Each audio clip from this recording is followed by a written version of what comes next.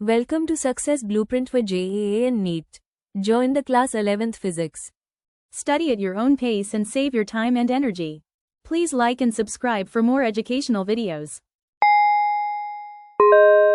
परिचय। पिताजी, ये पार्क तो बहुत ही सुंदर है। यहाँ पर आनंद लेने के लिए बहुत से झूले और राउंड्स हैं। मेरे मित्र भी प्रतिदिन यहाँ आते हैं।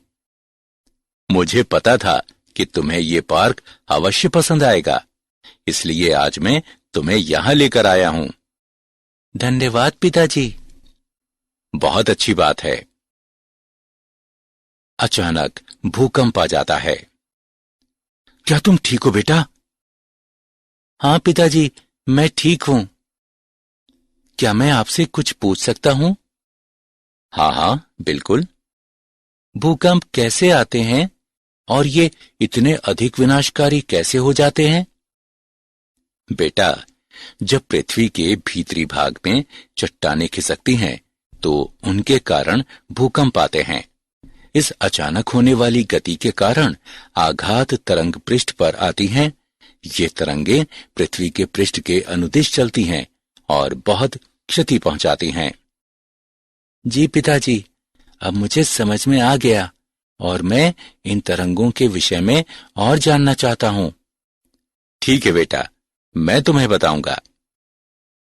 बच्चों, आज हम तरंगों के विषय में और पढ़ेंगे। उद्देश्य। इस पाठ के अंत में आप निम्न करने में सक्षम हो जाएंगे। तरंग गति को परिभाषित करना, अनुप्रस्थ और अनुदैर्ध्य तरंगों में अंतर स्पष्ट करना, प्रगामी चाल में विस्थापन संबंध का मूल्यांकन करना, प्रगामी तरंग की गति की गणना करना, तरंगों के अतिव्यापन को समझना, तरंगों के परावर्तन के विषय में जानना, अप्रगामी तरंगों को परिभाषित करना, स्पंदों को समझना, डॉपलर प्रभाव का विश्लेषण करना। परिभाषा। तरंगों के द्वारा बिना द्रव्य की आयतन चाल के ऊर्जा का स्थानांतरण संभव होता है। तरंग गति को विक्षोभ के एक प्रकार के रूप में परिभाषित किया जा सकता है, जो माध्यम के कणों की उनकी माध्य स्थितियों से दोहराए जाने वाले आवर्ती कंपनों के कारण होता है और माध्यम का कोई नेट स्थानांतरण हुए बिना ये गति एक कण से दूसरे कण में पहुंचाई जाती है। एक पत्थर का पानी में गिरना, एक लड़के का किसी से बात करना। भूकंप। ये तरंग गति के कुछ उदाहरण हैं।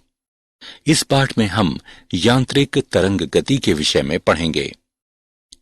यांत्रिक तरंगों को केवल उन भौतिक माध्यमों में उत्पन्न एवं संचारित किया जा सकता है जिनमें प्रत्यास्थता और जड़त्व होता है। इन तरंगों को प्रत्यास्थ तरंगें भी कहते हैं। अनुप्रस्थ और अनुदैर्ध्य तरंगें। अनुप्रस्थ तरंग वो तरंग होती है जिसमें माध्यम के सभी कण अपनी माध्य साम्यावस्था पर तरंग संचरण की दिशा के अभिलंबवत दिशा में सरल आवर्ती गति करते हैं। अनुदैर्ध्य तरंग गति वो तरंग गति होती है जिसमें माध्यम के पृथक कण तरंग संचरण की दिशा के अनुदिश अपनी माध्य स्थितियों पर सरल आवर्त गति करते हैं। आइए अनुप्रस्थ तरंगों और अनुदैर्ध्य तरंगों में अंतर समझें। अनुप्रस्थ तरंगों में माध्यम के कण तरंग के संचरण की दिशा के समकोणों पर कंपन करते हैं, जबकि अनुदैर्ध्य तरंगों में माध्यम के कण तरंग के संचरण की दिशा के अनुदिश कंपन करते हैं। अनुप्रस्थ तरंगें एकांतर तुंगों यानी शीर्षों या शिखरों एवं द्रोणियों यानी गर्तों के रूप में गमन करती हैं। एक तुंग और एक द्रोणी एक तरंग बनाते हैं, जबकि अनुदैर्ध्य तरंगें एकांतर संपीडनों के रूप में गमन करती हैं। एक संपीडन और एक विदलन मिलकर एक तरंग बनाते हैं। अनुप्रस्थ तरंगें केवल ठोसों में और द्रवों के पृष्ठ पर ही बन सकती हैं, जबकि अनुदैर्ध्य तरंगें किसी भी माध्यम में बन सकती हैं। जब अनुप्रस्थ तरंगें संचरित होती हैं तो माध्यम में कोई भी दाब परिवर्तन नहीं होता है, परंतु जब अनुदैर्ध्य तरंगें संचरित होती हैं तो माध्यम में दाब परिवर्तन होता है। अनुप्रस्थ तरंगें एक ज्या वक्र द्वारा सीधे निरूपित की जा सकती हैं, जबकि अनुदैर्ध्य तरंगें एक ज्या वक्र द्वारा केवल अप्रत्यक्ष रूप से निरूपित की जा सकती हैं। अनुप्रस्थ तरंगें ध्रुवीकृत की जा सकती हैं, जबकि अनुदैर्ध्य तरंगें ध्रुवीकृत नहीं की जा सकती। प्रगामी चाल में विस्थापन संबंध। प्रत्येक क्षण में विस्थापन समय फलन उस क्षण पर तरंग की आकृति बताता है। ये उस अवस्थिति पर माध्यम के निर्माण की गति का भी वर्णन करता है। ज्या वक्रीय संचरित होती तरंग को निम्नानुसार वर्णित किया जा सकता है। y बराबर a sin kx घटा ओमेगा t, जहां y बराबर स्थिति x और समय t के फलन के रूप में विस्थापन है। a बराबर तरंग का आयाम, ओमेगा बराबर तरंग की कोणीय आवृत्ति, k बराबर कोणीय तरंग संख्या। आयाम ए माध्यम के निर्माणकों का उनकी साम्यावस्था से अधिकतम विस्थापन प्रदर्शित करता है। ये तरंग का आयाम कहलाता है। तरंग दैर्ध्य समान कला वाले दो बिंदुओं के बीच न्यूनतम दूरी तरंग का तरंग दैर्ध्य कहलाती है, जिसे प्रायः लेम्ला द्वारा निरूपित किया जाता है। सरलता के लिए हम कह सकते हैं कि किसी तरंग में दो क्रमिक तुंगों या द्रोणियों के बीच की दूरी तरंग दैर्ध्य होती है। आवर्तकाल। तरंग के दोलन का आवर्तकाल वो समय होता है जो एक एलिमेंट एक पूर्ण दोलन पूरा करने में लेता है। एक संचारित तरंग की चाल। सभी प्रगामी तरंगों के लिए एक सामान्य संबंध निम्न रूप में व्यक्त है। v बराबर लेम्ला बटे t। माध्यम के किसी निर्माणक द्वारा एक पूर्ण दोलन हेतु अपेक्षित समय में तरंग पैटर्न तरंग के तरंग दैर्ध्य के बराबर दूरी तय करता है। तानित डोरी पर एक अनुप्रस्थ तरंग की चाल। माना कि एक डोरी को दो दृढ़ टेकों के बीच ताना गया है। यदि डोरी को चुटकी से खींचते हुए थोड़ा विस्थापित किया जाता है तो डोरी की लंबाई के अनुदिश एक निश्चित वेग के साथ एक उभार संचरण करता है। उभार के संचारण का वेग डोरी के तनाव और द्रव्यमान प्रति इकाई लंबाई पर निर्भर करता है। तानित डोरी पर संचरण करने वाले विक्षोभ का वेग निम्नानुसार व्यक्त है।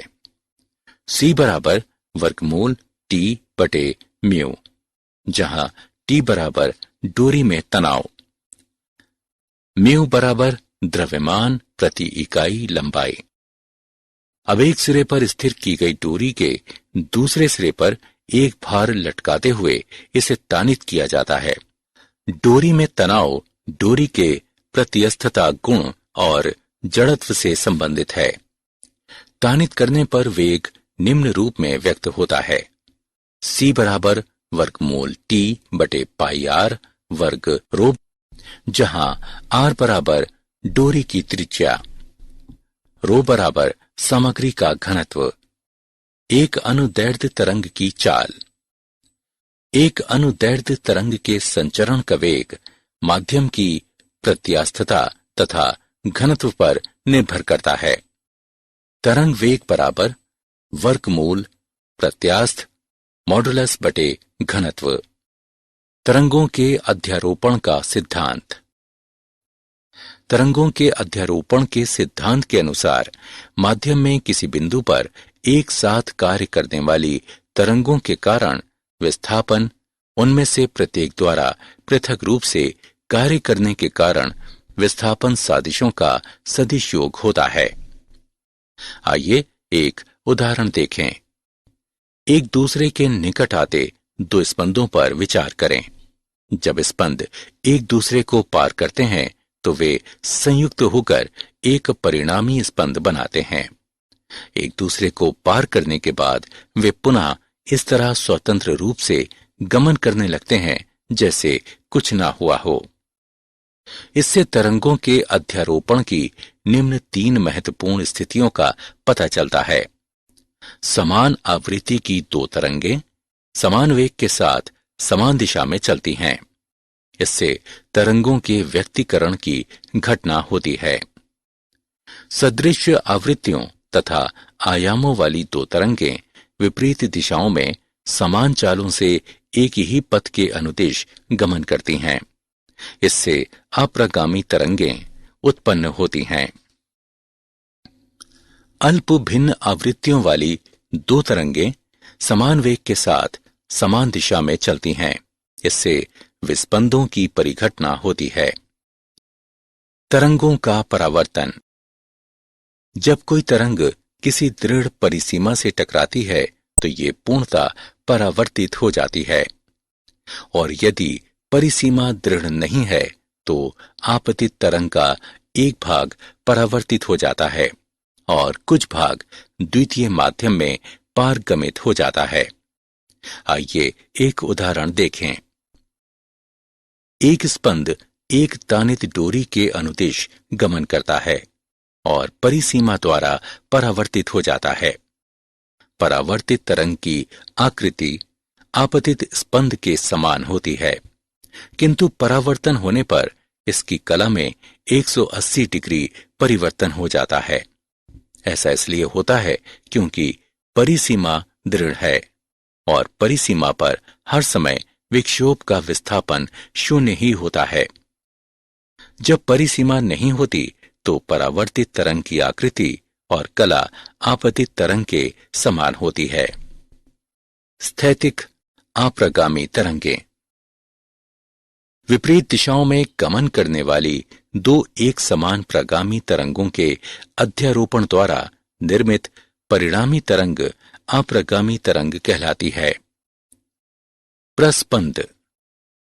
कुछ बिंदुओं पर विस्थापन अन्य बिंदुओं की अपेक्षा सदैव अधिकतम होता है। ये बिंदु अधिकतम आयाम के साथ कंपन करते हैं और प्रस्पंद कहलाते हैं। 2 क्रमिक प्रस्पंदों के बीच की दूरी λ/2 होती है। निस्पंद।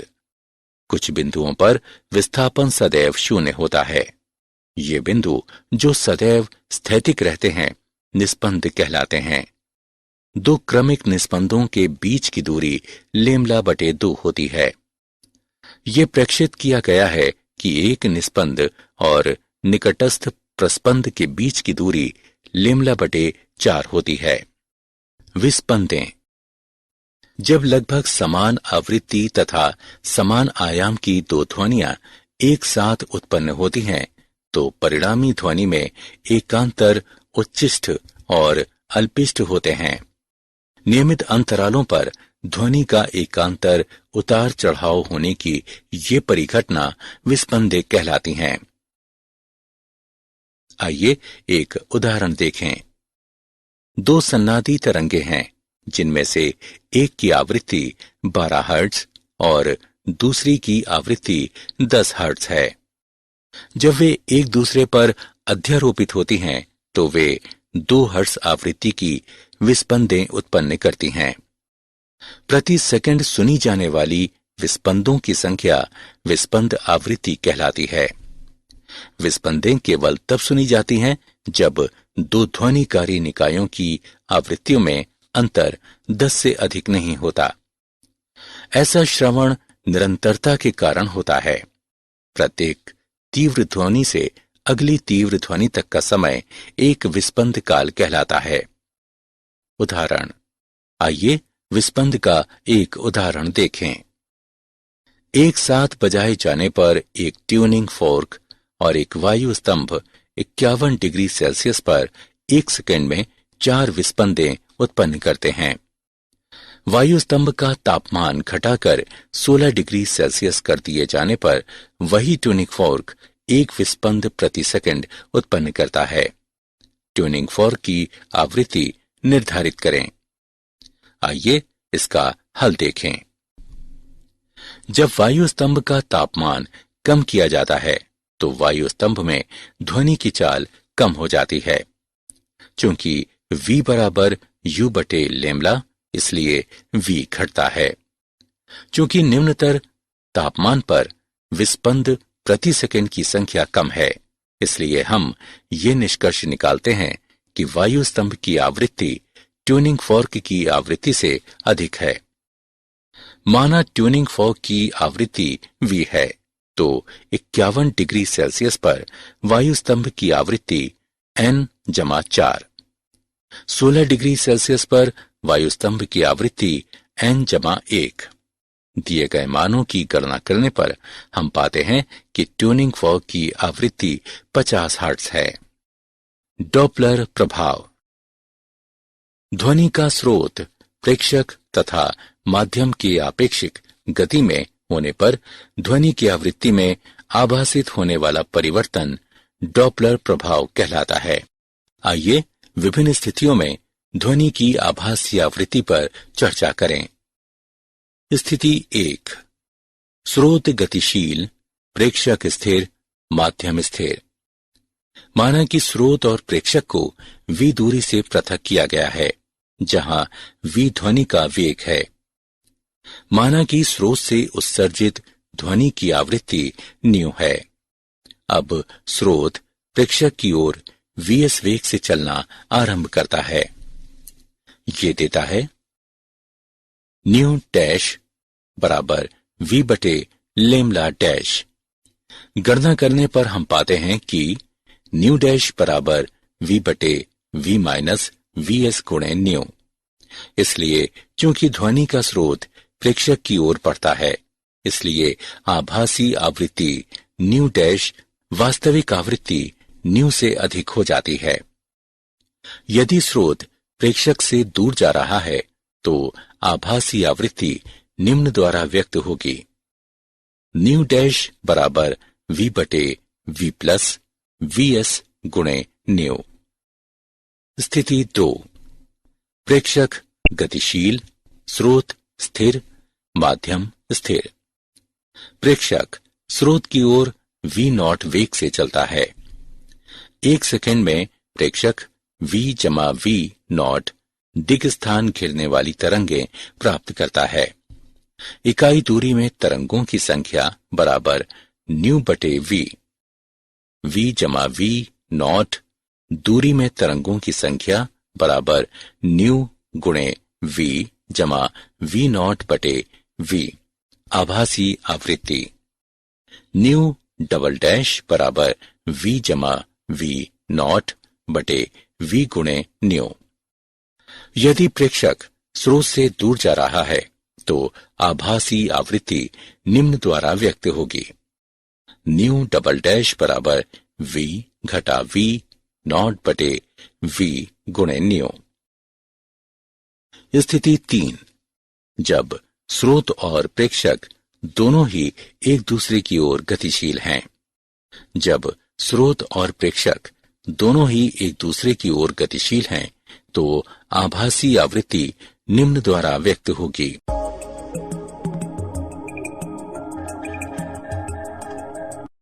न्यू ट्रिपल डैश बराबर V जमा V।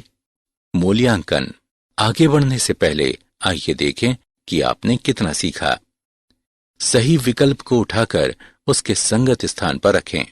क्या आप जानते हैं यांत्रिक तरंग सामग्री माध्यम में उत्पन्न विक्षोभ होता है जो अपनी स्वयं की प्रकृति में किसी परिवर्तन के बिना एक नियत चाल के साथ माध्यम में गमन करते हुए ऊर्जा और संवेग स्थानांतरित करता है।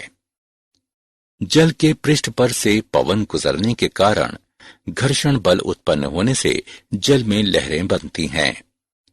पवन की प्रबलता, पवन प्रवाह की दूरी और अवधि की लंबाई यानी निर्घात इसका निर्धारण करते हैं कि लहर कितनी बड़ी होगी। तूफानों के समय निम्न वायु दाब तथा अभितटीय पवने एक तूफान प्रोत्कर्ष यानी महोर्मी उत्पन्न कर सकते हैं जो तट पर जलस्तर को सामान्य समुद्री स्तर से अनेक मीटर ऊंचा उठा सकता है। सारांश। आइए हमने जो कुछ सीखा है उसे संक्षेप में दोहराएं। तरंग गति को विक्षोभ के एक प्रकार के रूप में परिभाषित किया जा सकता है जो माध्यम के कणों की उनकी माध्य स्थितियों से दोहराए जाने वाले आवर्ती कंपनों के कारण होता है। अनुप्रस्थ तरंग वो तरंग होती है जिसमें माध्यम के सभी कण अपनी माध्य साम्यावस्था पर तरंग संचरण की दिशा के अभिलंबवत दिशा में सरल आवर्ती गति करते हैं। अनुदैर्ध्य तरंग गति वह तरंग गति होती है जिसमें माध्यम के पृथक कण तरंग संचरण की दिशा के अनुदिश अपनी माध्य स्थितियों पर सरल आवर्त गति करते हैं। तरंग दैर्ध्य समान कला वाले दो बिंदुओं के बीच न्यूनतम दूरी तरंग का तरंग दैर्ध्य कहलाती है। एक अनुदैर्ध्य तरंग के संचरण का वेग माध्यम की प्रत्यास्थता तथा घनत्व पर निर्भर करता है। माध्यम में किसी बिंदु पर एक साथ कार्य करने वाली तरंगों के कारण विस्थापन उनमें से प्रत्येक द्वारा पृथक रूप से कार्य करने के कारण विस्थापन सादिशों का सदिश योग होता है। विपरीत दिशाओं में गमन करने वाली दो एक समान प्रगामी तरंगों के अध्यारोपण द्वारा निर्मित परिणामी तरंग अप्रगामी तरंग कहलाती है। For chapter-wise notes, MCQ and mind maps, please visit www.success.org.in or download free mobile app Success Quiz.